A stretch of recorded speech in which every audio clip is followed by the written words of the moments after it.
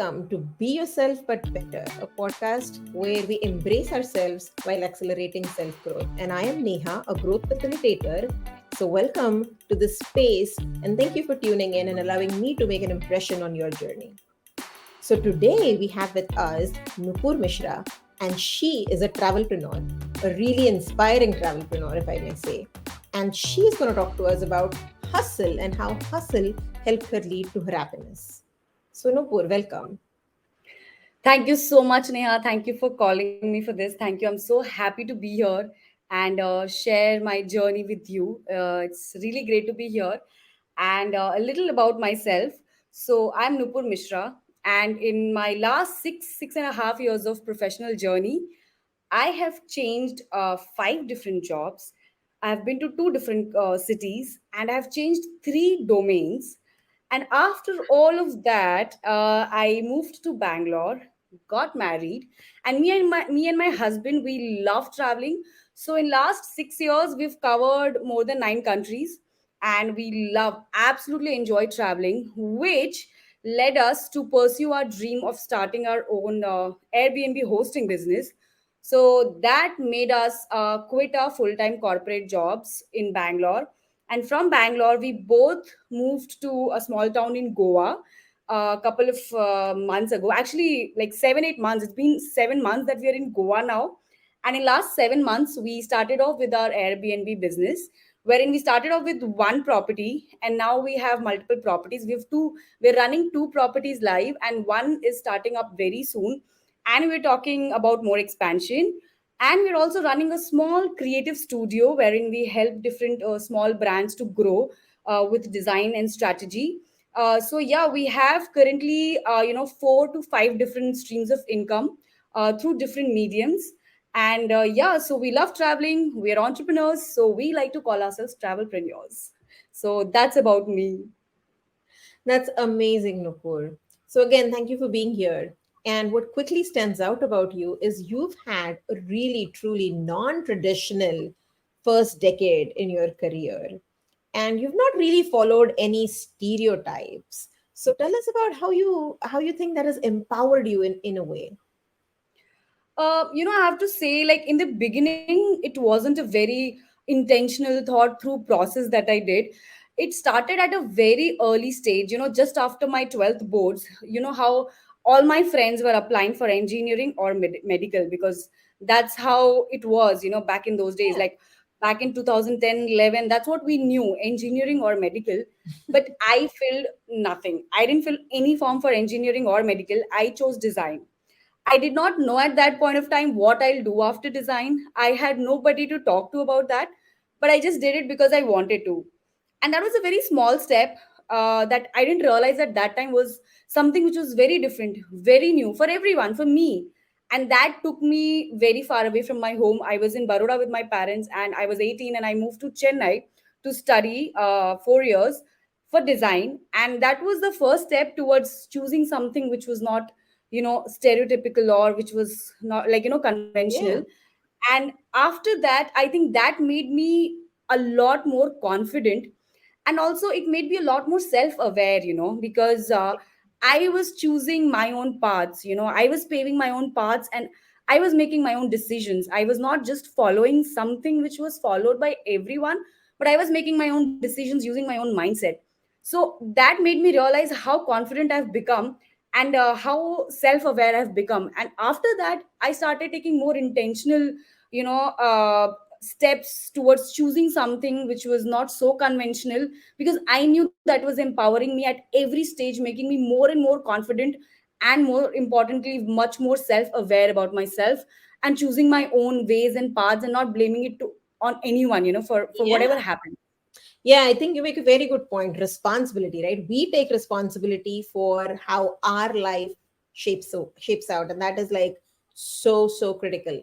But also, what I hear from you is taking that first step on doing something outside of the norm, then empowered you to do more. So the first step kind of set you up for more, right?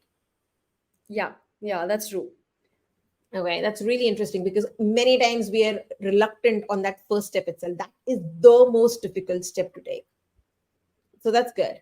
Um, so now you are living this non-stereotypical life, and you feel empowered and confident, and obviously this has put in you a lot of independence, right? It comes off. So um, even to make that first decision, you had to first have independence of thought. And I wonder how you develop that independence of thought to feel then empowered to make that first choice. So for that, I think again it comes from the roots, from the kind of family that I come from, my upbringing. Because so I come from a family wherein I have two siblings, one elder sister and one younger brother. But we were always treated equally in terms of everything, education, life choices. We were never told by our parents that since you're a girl you need to do this, since he's Yeah. a boy he can do it. That kind of thought process was always there at home. And my dad come from defense background. He was in air force, and he's still they're all very opinionated people. We are all in our homes, and we were always encouraged to voice our opinions, to be confident and speak up for yourself, or even when time comes for others. So we've always been very opinionated since forever, and that kind of set those core values in me, which I carried on in my life always. That being opinionated, having your own thought process, having your own mindset, and your thoughts, because Yeah. that is all yours, and you have to voice it out, you have to speak it up. And I think that kind of set the tone for me for my entire life, and I carried that value with me wherever I went. So I think it started off at home, and after that, again, I always made an intentional choice to always raise my voice wherever I had to, wherever I wanted to, and Yeah. not shy away from, not saying it out loud. You make a good point again. Like a lot of our habits, a lot of our foundation is set at home. And it doesn't have to be anything big and fancy. It is small dinner table conversations, and it is just seeing who we think of as role models, which is most often people who we live with, right, in the beginning, and seeing them and observing their behaviors, and going off on that. I also know, Nupur, that you are an avid reader. So I learned about that just following you on your social media. And you have a unique kind of relatability, because you seem like just one of us, right? One of us, but you've done all these amazing things. So tell us the role that books played in reading, in helping you grow the way you've grown. So I think even reading came very early in my life, because my dad, my mom, we all read a lot. I always used to see at my home that everybody's reading. So it was not something which was very new, or which was something which had to be taken effort for. It was very natural. It just came because everybody was reading. I remember my dad gave me the book Rich Dad Poor Dad and the Ignited Minds when I was in school, and I used to love reading. It started off with, of course, in college with novels and everything.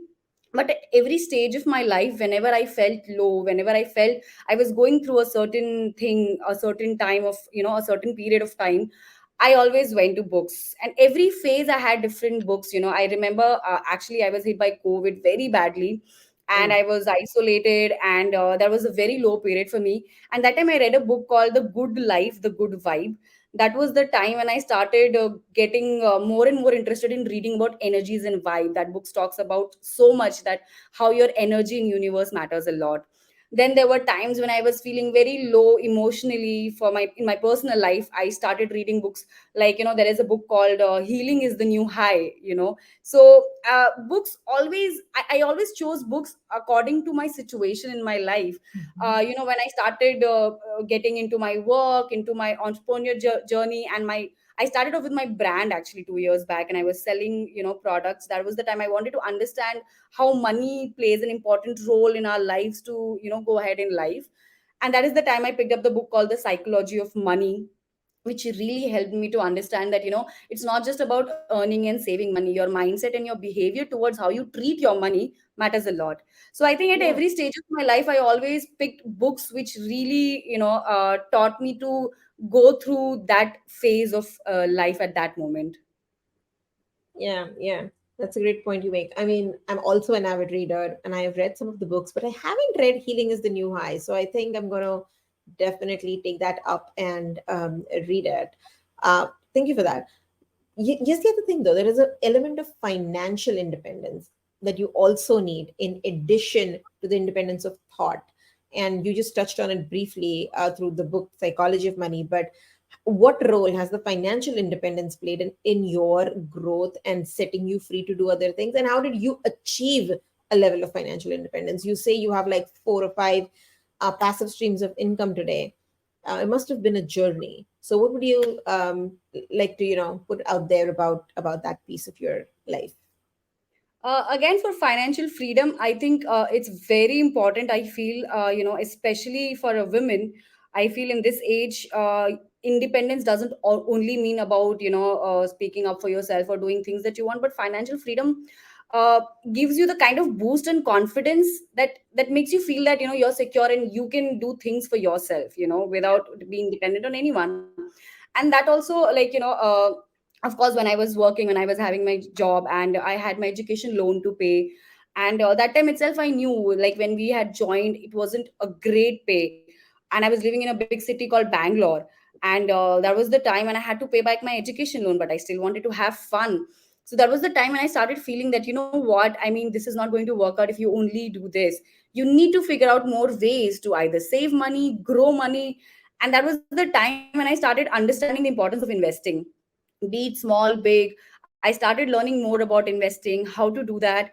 And I also have to give credit to my husband in this. Back then, my boyfriend, he was one person, who always believed in splitting, which was not considered very great by a lot of people. That, oh my God, you're both dating and you both split bills. Like, what is it? What is happening? But he always used to say this thing, that. You know what, we're both earning, this is both of our hard earned money. You're earning for yourself and I'm earning for myself, and we should, understand and respect that. Just because Yeah. anybody is earning more doesn't mean that they would be doing everything for you, because it's their hard earned money. And that gave me a sense of, like, wow, this is really good.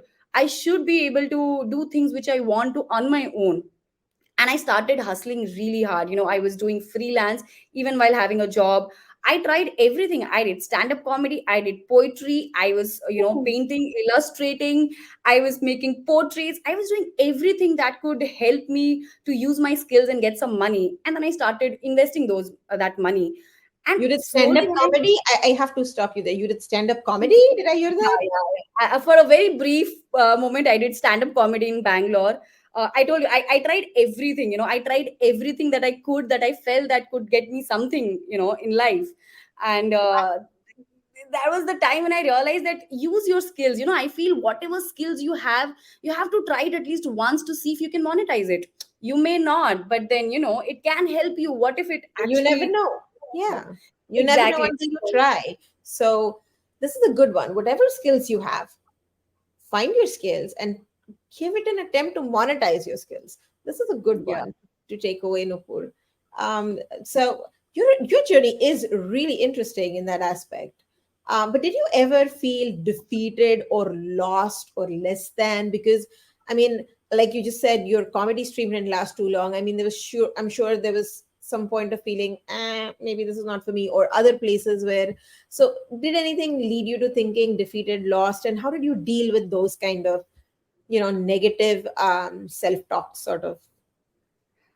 There was definitely a point like that, because as I mentioned that I was also changing my domains in my career, which was a very difficult thing to do. I was a product designer and I was trying to get into UX UI, and it's a very skill based thing. So I had to take out some time. I quit my job. I had no idea how I'm going to pursue UX UI. I packed up my bags in Bangalore and I moved back to Baroda with my parents. I stayed there for a year, and I was just working to get some work. And I had to start from scratch, like start as an intern, get basic paid jobs to be able to get into that field. That was the worst time, because all my friends were already earning, they were planning trips, they were going around, and I was sitting at home still looking for job in a new domain. So there were times when I was not able to do things, and I used to feel that maybe I did a mistake, or maybe it's not working out. But I think the biggest thing was, I always believed in myself. I think even when the times were not good, the only biggest thing that I had was the belief in myself, because I feel, no matter how crazy your dreams are, how stupid it may sound to others, but if you don't believe in your dreams, if you don't believe in your stories, nobody else will. Because we all feel that, it's impossible to do. There are a lot of things. Back then I wouldn't have thought that I would be sitting in Goa and like running a business. Nobody from my family is in business, so I wouldn't have even thought about it, but I'm doing that. It's just about believing in yourself. If you keep telling your story to yourself, you will start believing in it, and you don't have to wait for others to believe. And that was the time when it was toughest, but I kept telling it to myself that, what, we will crack it, we will do it, we just have to do it. And again, I kept on reading a lot of books, and I tried to connect with people. I think that time networking was also a great thing that helped me. A few of my friends who were already in that domain, I tried to network with them, I tried to connect with them, learn from them that, how did they do it, what were the things that helped them to get there. So networking was a very key point that, I really understood the importance of connecting and networking with people. Ask for help. I think that's something which we should understand. Ask for help. People are there to help you out to, go Yeah. through that So on journey. the topic of networking, Nupur, this is a loaded word sometimes, and networking can be taken in any direction, and sometimes it can feel very even selfish, right? Or what was your approach to networking? So for me, at that point of time, networking was mostly with my own friends who were already into that domain. But having said that, yeah. What was your But mindset, like learning, or what was your mindset when you were trying to connect to these people? My mindset was mostly about learning, because since it was a very new domain for me and I had absolutely no idea, I just wanted to learn. And that time I also did one thing wherein, I was working on my portfolio as a designer, and I used to, like, send them for feedback. I really needed some feedback from people who are already in the domain. So, learn from them, get feedback from them about your portfolio, how you can improve, and, ask them questions, get recommendations for book. I remember one of my friends, she recommended me the best book to get into UX UI, design of everyday things, by Don Norman. And I read that book and I realized that, okay, fine, yeah, this was a great help. And after that I started making a very intentional move of helping people who are going through what I was going through. I started networking with people and telling them out that, hey, you know what, if you're getting into these are few links that I use, these are few books that I read, these are few articles that helped me. I started storing them, and networking happened both the sides. I was also learning and I was also trying to help and see the upcoming people who are coming into that domain. I have some things to give it to, pass it on to them as well. Yeah, and over the span of time, we see that we build actually good relationships just by doing this, and eventually we are all social beings, and all of that helps our self confidence, and it helps us feel more rooted in community, and makes us just better people together. So that's great. So last parting thoughts. What advice would you have for somebody, Nupur, who's listening to this and is feeling disconnected or is feeling lost or is trying to find their way out, because you have almost, I'm going to say, mastered the art of trying new things and getting expertise and moving on and finding other things. And, so what will you leave us with? Honestly, I really, it's more like a question than any suggestion. We are already in the middle of this year. Now, all of us would have definitely pointed out like 10 different things that we would want to do this year. Arey, this year, pakka, I'll go for a solo travel. This year, I'll pakka learn swimming. I'll do this, I'll do that.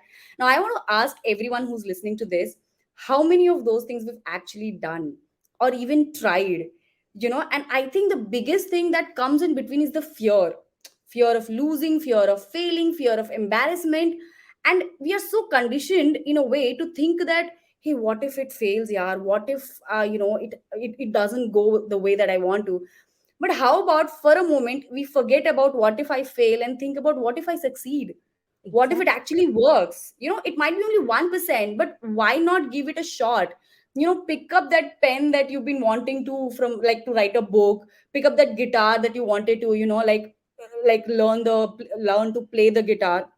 I feel it's just the fear that is stopping us. So I would really like to say that, go back, look at that list that you had written on 1st January 2023, and out of those 10 things, just stand up and do at least 5 of them. You will be so happy. Just pick up something that you do out of love and passion, and not because somebody's telling you to do, somebody thinks you should be doing. Because I truly believe in YOLO. You only live once, and until unless you don't try, you will never know. I read this quote once, which really I love it. It says, if you don't ask, the answer is always no. So you'll never know. So until unless you don't try, the answer is that always, yeah, you will fail. You're already accepting it. So just get up and go, and do things, and just don't worry about how and what will happen. Just do it, because you only live once. Always remember that. Yeah. So this is That something that I is would really say. that is really inspirational. We only live once.